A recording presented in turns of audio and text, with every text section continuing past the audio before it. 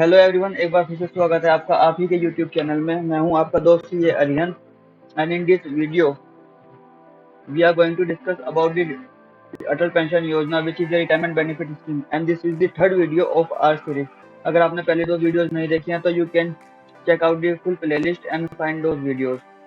इस वीडियो में हम देखेंगे कि क्या क्या बेनिफिट्स हैं इस स्कीम के and various other topics and at the last we will see that you will earn after the age of retirement 5,000 per month and 8,50,000 as a lump sum. How you will be able to earn that amount? So let's get started. हमारे क्या क्या point of discussion होंगे इस पूरी scheme के लिए, ये सब मैंने यहाँ पे मेंशन कर दिए हैं and we will cover each of them one by one. अगर आपको कोई स्पेसिफिक इशू पर जंप करना है तो you can directly go to that point. सबसे पहले तो ये है कि एपीएस क्या है, अटल पेंशन योजना है क्या, अटल पेंशन स्कीम है क्या। ये एक रिटायरमेंट बेनिफिट स्कीम है फॉर ऑल इंडियन सिटीजन। इसके अंदर आपको after the age of 60 years monthly pension मिलेगी which will depend on the amount of contribution you are going to pay now. And history की बात करें तो ये स्कीम फर्स्ट लॉन्च हुई थी 1 जून 2015 में एंड इसका नाम जो है हमारे former prime minister Shri Atal Bihari Vajpayee ji के नाम पर रखा गया है। अगर स्कीम के ऑब्जेक्टिव की बात करें तो पहला ऑब्जेक्टिव यही है कि आपको मंथली गारंटीड पेंशन मिले even after the age of retirement which is 60 years of age and to encourage all the Indian citizens to plan for their retirement life. अब हम देख लेते हैं कि ये स्कीम एक्चुअल में वर्क कैसे करती है। फर्स्ट ऑफ ऑल आपको एक अकाउंट ओपन करना होगा जिसका नाम है अटल पेंशन स्कीम अकाउंट किसी भी बैंक के अंदर। तो फिर आपको चूज करना होगा कि how much amount which you want to receive at the age of retirement that is after 60 years of age. There are 5 amounts which you can choose any one of them, from which you can choose any one of them. According to the chosen monthly pension, the contribution will be decided and contribution will depend upon your age and the frequency of your payment. You will have to pay the amount till you reach the age of 60 years and after that you will receive a guaranteed monthly pension till the end of your life. And after that your spouse will receive the same guaranteed amount till the end of his or her life. After that your nominee will receive the lump sum amount which we will discuss later in this video. Features की बात करें तो first of all ये retirement benefit scheme है, it is backed by the government of India. ये सभी Indian citizens के लिए है। इसमें कुछ इनकम टैक्स बेनिफिट्स भी हैं, वो भी हम देखेंगे क्या है। और ये गारंटीड मंथली अमाउंट प्रोवाइड करता है आपको और आपकी स्पाउस को, अगर आप नहीं है तो आपके स्पाउस को। Your nominee will receive the accumulative pension after the death of you and your spouse. Additional contribution भी किया जाता है गवर्नमेंट के द्वारा फॉर ए स्पेसिफिक पीरियड, जो हम डिस्कस करेंगे कि वो कब से कब तक के लिए एप्लीकेबल है। और विद इफेक्ट फ्रॉम 1 अप्रैल 2020 जो इनकम टैक्स बेनिफिट है वो डिपेंड करेगा कि आप कौन से टैक्स सिस्टम में हैं या कौन सा टैक्स सिस्टम आप चूज करते हैं, old versus new tax system. अब सबसे पहले हम वही देख लेते हैं क्योंकि मोस्ट इम्पोर्टेंट यही है कि what are the income tax benefits available under the APY Atal pension Yojana scheme. अगर बात करें तो ओल्ड टैक्सेशन सिस्टम के अंदर 80CC-D1 के अंदर आपको अप टू 1.5 लाख की छूट मिल सकती है under 80CC-D1 which is within the overall limit of 80C and your contribution up to 50,000 per financial year will be eligible for additional tax deduction under section 80CC-D1B. It means a total of 2 lakhs per annum can be claimed as a deduction under these sections. But as we know in the new taxation system, no deduction is allowed. So this benefit will not be available in the new taxation system. But what will happen of the amount which you will receive after the age of retirement, which is 60 years, then the amount जो भी amount आपको मिलेगा वो fully taxable होगा, वो taxable होगा under the income from other sources। और ये सेम है आपके न्यू टैक्स सिस्टम में और ओल्ड टैक्स सिस्टम में, इसमें कोई भी डिफरेंस नहीं है। अब हम देख लेते हैं इसकी एलिजिबिलिटी क्या है, who are the eligible person for this. जैसे हमने पहले देखा कि ये इंडियन सिटीजन्स के लिए एप्लीकेबल है। दूसरा, आपके पास सेविंग बैंक अकाउंट होना चाहिए, आपकी एज 18 से 40 ईयर्स के बीच की होनी चाहिए और eight the time of opening the account it is recommended कि आप आधार कार्ड डिटेल प्रोवाइड करें, अपना मोबाइल नंबर प्रोवाइड करें, बट ये कंपलसरी नहीं है। और अब हम देख लेते हैं कि how many accounts can a single person open. A single person can own only one account of APY. अगर क्या आप ज्वाइन कर सकते हैं इस स्कीम को even if you are a member of NPS और EPS scheme? Yes, you can join this account. अब जैसे मैंने पहले बताया था कि इस स्कीम में गवर्नमेंट ने कुछ समय तक कहा कि मतलब जिन लोगों ने इस स्पेसिफिक पीरियड के अंदर ज्वाइन किया है तो उनके लिए गवर्नमेंट भी कुछ अमाउंट कंट्रीब्यूट करेगी। उसके लिए मैक्सिमम अमाउंट भी बताया गया है और क्राइटेरिया बताया गया है कब मिलेगा। अब देख लेते हैं कौन एलिजिबल है कौन एलिजिबल नहीं है। एलिजिबल वे लोग हैं जिन्होंने अकाउंट ओपन किया था फ्रॉम 1 जून 2015 टू 31 मार्च 2016 और वे लोग इनकम टैक्स पेयर नहीं है और वे किसी भी अदर सोशल सिक्योरिटी स्कीम के अंदर कवर नहीं होते। कौन नॉट एलिजिबल है इसका रिवर्स ले लीजिए, जो इनकम टैक्स पेयर है या जिसने स्पेसिफिक टाइम पीरियड के बाहर इस स्कीम में ऑप्ट किया है या जो किसी भी सोशल सिक्योरिटी स्कीम के अंदर कवर्ड है। अब देख लेते हैं कि how much government will contribute to these people who are eligible. First of all, government will have to contribute for the 5 years, and 5 years is already ended on 31st March 2020, and government want to contribute 50% of the total contribution for the financial year or 1,000 rupees, whichever is lower. For example, if you are 30 years of age and you want to receive pension monthly and frequency of your payment is monthly also, then your monthly contribution as per the chart of the APS is 577। तो total contribution जो आपको पूरे साल का वो हो गया 6924, but the maximum amount government will contribute is 1000। हाँ, अब देख लेते हैं how much pension will you get after the age of your retirement. जैसे मैंने बताया इसमें 5 ऑप्शन आपके पास 1000, 2000, 3000, 4000 एंड 5000, और ये अमाउंट डिपेंड करेगा आपकी जो आप इनिशियल पेमेंट डिसाइड करेंगे कि हम कितनी कितनी पेमेंट करना चाहते हैं।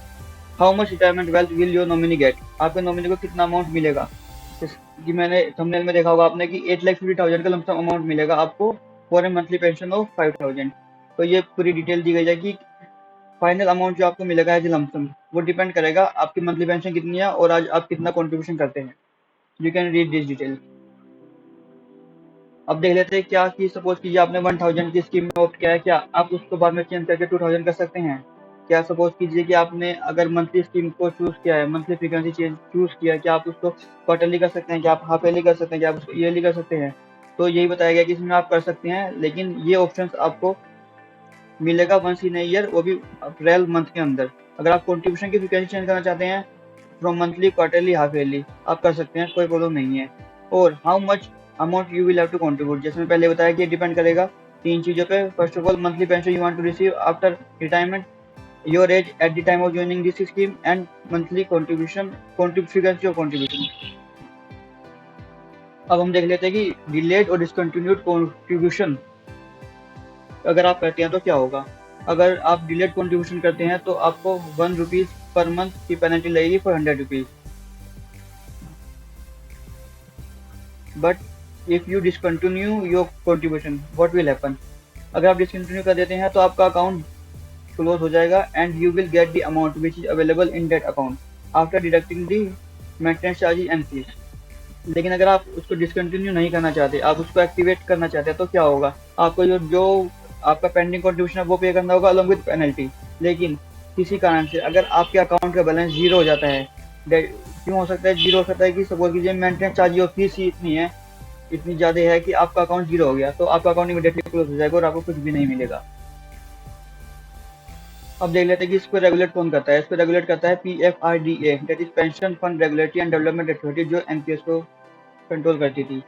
अब जो अमाउंट ये गवर्नमेंट आपसे लेगी, ये उसको कहाँ इन्वेस्ट करेगी, इसकी डिटेल दी गई है कि 45 to 50% गवर्नमेंट सिक्योरिटीज में होगा, कुछ डेट सिक्योरिटीज में होगा, कुछ इक्विटी एंड रिलेटेड इंस्ट्रूमेंट्स में होगा, कुछ मनी मार्केट इंस्ट्रूमेंट्स में होगा, कुछ एसेट्स बैक्ड सिक्योरिटीज में होगा।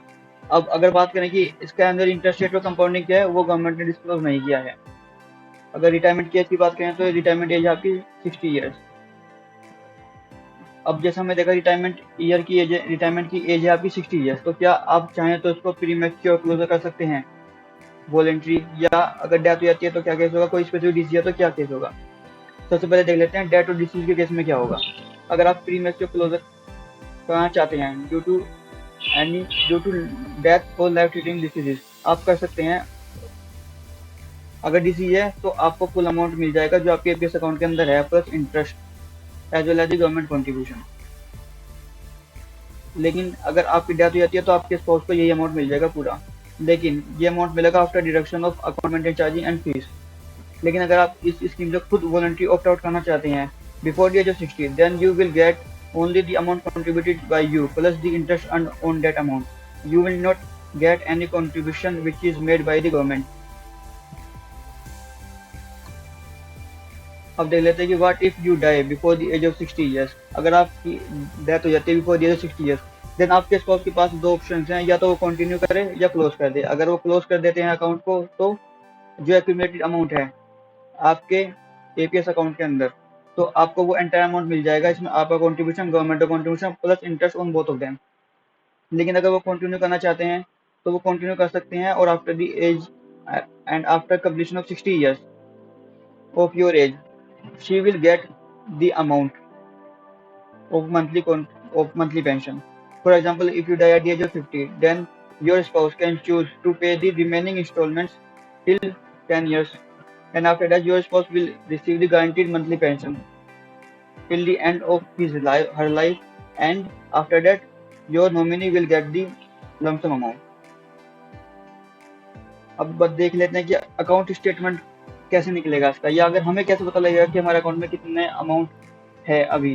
पहली बात तो हम एसएमएस के थ्रू पता कर सकते हैं। दूसरा, अकाउंट स्टेटमेंट आपको मिलता है, ईमेल पे आएगा वो आपकी। अब देख लेते हैं कि अगर अकाउंट ट्रांसफर का क्या केस होगा।